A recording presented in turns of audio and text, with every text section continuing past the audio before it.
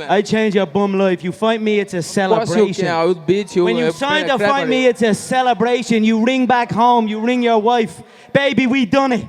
We're rich, baby. Conor McGregor made us rich. Break out the red panties. Are you ready? That goes in the files. Are you ready? Let's get it all! Yo, yo, yo, welcome back to the fifth round. It's always your boy, Stephen Moustaris. And man, guys, like, we're not even 12 hours removed from UFC Vegas 67 last night, where Sean Strickland stepped in, had an impressive performance against Nasruddin Imavov. And I mean, oh my God, you had that Kopulov's jab all night going against Punahele Soriano. You had all the Umar Nurmagomedov had that nasty knockout that everybody thought the knee landed at first, but then the hook got caught in there.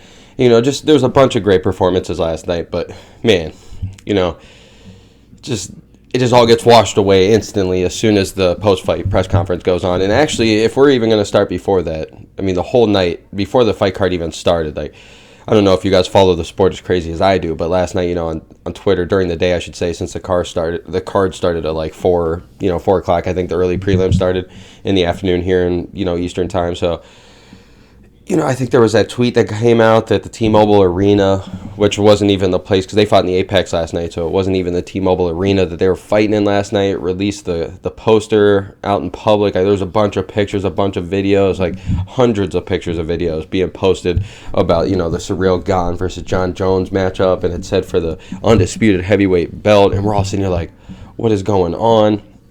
And then, of course, as soon as the fight's over, you know, the fight card last night, as soon as Dana White steps on the presser, it's just all hell breaks loose. You know, it's talks of Francis Ngannou who's not coming back.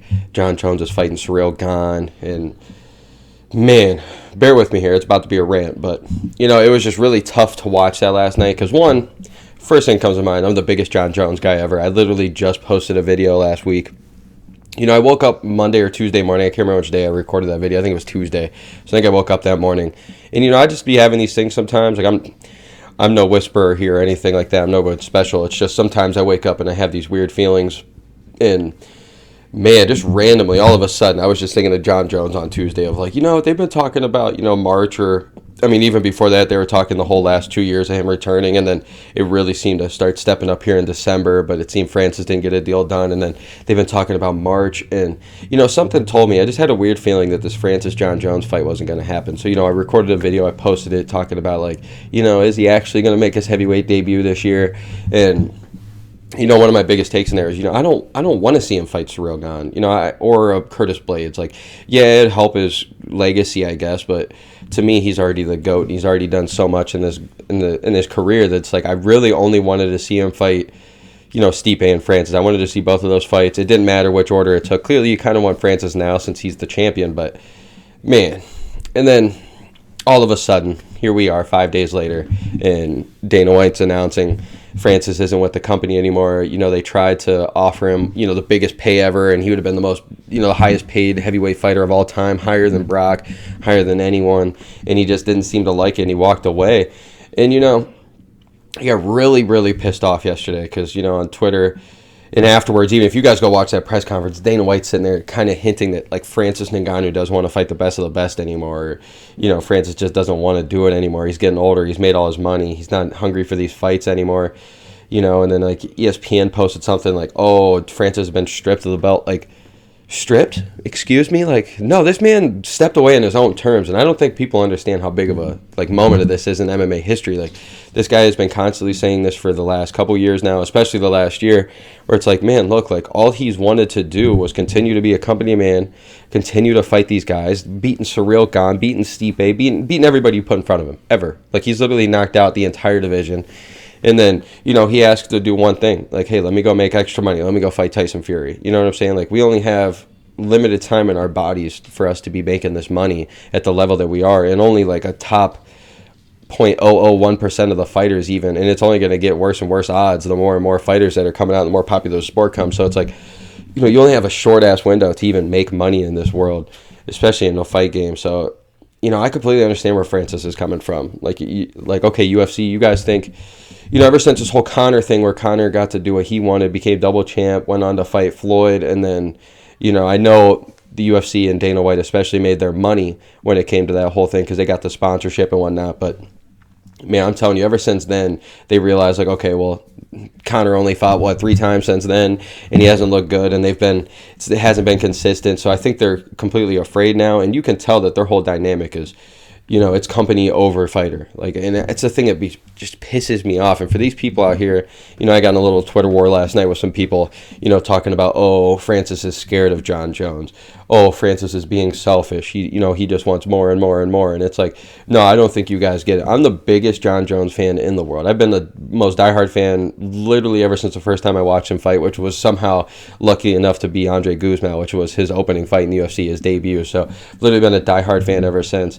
And it's like, dude, even I'm not dumb enough to sit here and say, like, oh, Francis is afraid of Jon Jones. Like, come on now. Like, and even if that were the case, like, there's no way he's afraid of him. It's like he would have already had a deal done. So, like, if people were complaining, like, oh, it's about the money thing. Like, if he loses to Jon Jones, he loses his worth. It's like, no, if he would have actually had a contract going with the UFC, like, yeah, he might lose pay-per-view points or something, because I'm sure that's what it would have been. But his pay would have been the same. And, yeah, maybe some extra bonuses and whatnot. It could have only just been higher. So, like, I just hate that whole aspect. I'm telling you, man, I'm super proud of Francis right now. This man is stepping up for the fighters. He is doing this for the fighters. He's trying to show the UFC and everybody in the world right now, like, just because you are the main promotion, just because you are the UFC or ESPN or, whoever, you want to say Bellator, PFL, any of these guys, even the NFL, the NBA, like, just because you're this certain organization doesn't mean that you get to control us as fighters. Like, I'm pretty sure Francis, it seems like he's been completely okay to work out with the UFC. Be like, hey, I will continue to fight for you. I'll fight Jon Jones. That's the fight I want. I'll do this. I'll do the Stipe trilogy. Just let me, go make extra money, whether that be boxing or maybe fighting another person in, Japan or something, like anything that he could be wanting to do, which I think it's more leaning towards a Tyson Fury fight. And, it's just an absolute fucking shame that we're sitting here watching just this battle between the organization and the fighter all of a sudden. And it seems like it's ever since Conor. So, dude, I'm sticking up for Francis at this point. Like, I know somebody like me who's going to get maybe, a couple hundred views on this thing, maybe a couple thousand, who knows? It's still, like, it's not going to do anything in the grand scheme of things. But, dude, I'm pro fighter. This is why I make these videos. This is why I do these things. This is why I take it so personal. Like, these guys are my heroes, or like, I shouldn't say heroes anymore because I'm pretty much older than these guys or whatever, but still, like, it's my favorite athlete. It's my favorite sport. You know what I'm saying? Like, these guys put their life on the line. There's no greater consequences than the sport of fighting. Like, yeah, like, I bring it up all the time. This is my go-to thing, but, like, in the NBA, you guys got 82 games to make up for, a bad week, a bad month. Like, guess what? You have fucking 12 games in a month. Like, yeah, you can have a bad month or a bad week or a bad 2 weeks, whatever span it would be, even a bad year span. And guess what? You get to come back and, look good. James Harden has his bad things all the time, comes out, looks like an all-star still. LeBron can have himself a bad game, turn around the next game. These guys with fighting, man, their year is their training camp, man. Like, if they get hurt in training camp, they can't make it to the game. Like, and guess what? If they have a bad performance in their fight and they lose really bad and stuff, they don't get another chance to just the next day turn around and come back out and show the world what they're into. So that's why I love this sport so damn much, and it's why I take it so personally. And man, I'm sitting here like, yeah, I'm excited. Jon Jones is coming back. He's my boy. I've been waiting for 3 years too long now, it feels like. But it's like, dude, I tweeted it earlier this week. There's nothing I want to see less than a Ciryl Gane or a Curtis Blades match up with Jon Jones. Like, what, now Jon Jones gets beat by one of these guys or something, and then everybody's like, oh, well, Jon Jones wasn't that good, or Jon Jones took 3 years off or whatever. Like, no, if he loses to Francis or Stipe, it's like, okay, it's worth it. At least he's shooting to be great. Like, it's dare to be great. That's what Israel Adesanya always says. So, it's just super frustrating right now. I can't stand what ESPN's doing. I can't stand what Dana White's doing. And, not to like, I didn't make a video for Dana White. I know I talked about it a little bit, but, like, I'm not going to sit here and beat up on a guy that's already getting kicked and whatnot. And, as much as you should never hit a woman and stuff, like, I'm not in their relationship. I'm not one to sit here and be able to give, my opinion on this situation, because I wasn't there. I'm not a part of that situation. I don't even want to be a part of that situation. Like, if anything ever happened to me like that, I'd hope somebody that has never met me before doesn't talk about me like that. So I try not to do it. I just think it's a very odd timing to me, how as soon as Dana, like, it seemed like Dana was clear there for a little bit, and then all of a sudden it seems like all the arrows were back on him. You've seen all these lady like big organizations, these ladies talking about, oh, I want his job taken from him. A couple athletic commissions were saying, no, we want his job taken. And then, of course, ESPN getting their backlash for carrying it so lightly. And then all of a sudden, people are starting to come out harder now. All of a sudden, over like 3 weeks, starting to come at him a little bit. And then you're telling me it's just a coincidence. All of a sudden, the Francis Ngannou or the Ciryl Gane, Jon Jones card gets pushed out of nowhere during the middle of the day, and then the whole Francis Ngannou news comes out. I don't know. I just think it's really weird timing, and I feel like it's gonna just completely blow the whole Dana White story out of the water, and it's not gonna be talked about anymore. So, but like seriously, guys, like okay, so Francis, he's doing this for the fighters, in my opinion. I think he's stepping up for him. He's showing them like, hey, you guys. We are the fighters. We are the organization. We are the selling point. We are the reason that you guys are watching. It's us. I know the UFC is the one banner, and it's been around 30 years now, and it's got the best fighters, and I get that. And without the Ultimate Fighter and without everything they've done in the past 30 years, it wouldn't be the sport that it is right now. So, yeah, shouts out to the UFC for that. But now it's not Francis Ngannou's fault that the UFC had to go through all their struggles to get where they're at now. It's not Jon Jones' fault. It's not any of these current fighters' faults.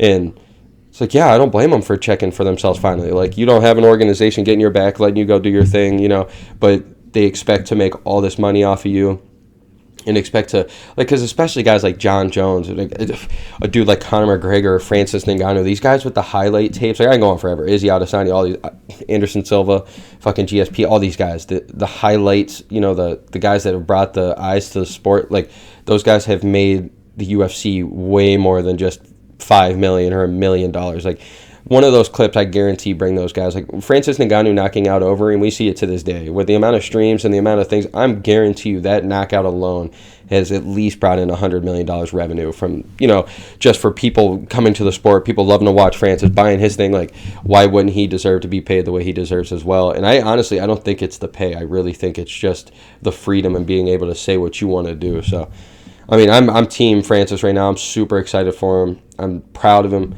I hope it goes well for him. If he signs to the PFL, I hope they can do some like Tyson Fury like boxing match, mixed MMA rule like fight. Like that would be kind of cool, or like a 1-on-1 type deal. I saw that report, which I hope it's not true, where Jake Paul's offering him a fight. Like, yeah, I'm sure Jake Paul at this rate understands that seeing himself get knocked out would make millions of dollars. So maybe that's what he does and just walks away from fighting. But I highly doubt it. I don't want to see that shit. I don't want to see Francis leave the UFC to fight Jake Paul. But I wouldn't be mad at seeing him fight Tyson Fury in a boxing fight or a boxing/MMA fight in the PFL, and then goes back to the UFC or something. You never know. But super proud of him. I'm a little bummed too for Stipe. I don't know where Stipe lays into this whole mix, because it seems like Curtis Blade's about to get Sergey Pavlovich, and then of course Jon Jones is fighting Ciryl Gane now in March. So who knows where Stipe's at in this whole thing? Who knows what's going to happen? I am excited to see Jon Jones fight. I think although as much shit as I'm talking about this fight, this might be like the most like dynamic fight of all time. Like I'm just between the two styles. Like these two are just so fundamentally sound in MMA. Like this could be a wild one. Ciryl Gane and Jon Jones could be a very good fight, but who knows? We'll talk about it when it gets there sooner. But still, man, shouts out to Francis Ngannou, sticking up for himself, sticking to his guns, saying fuck the UFC. So this has been the fifth round. I almost said it's been the UFC, but it's been the fifth round. It's always your boy Stephen Moustaris. Let's go, baby.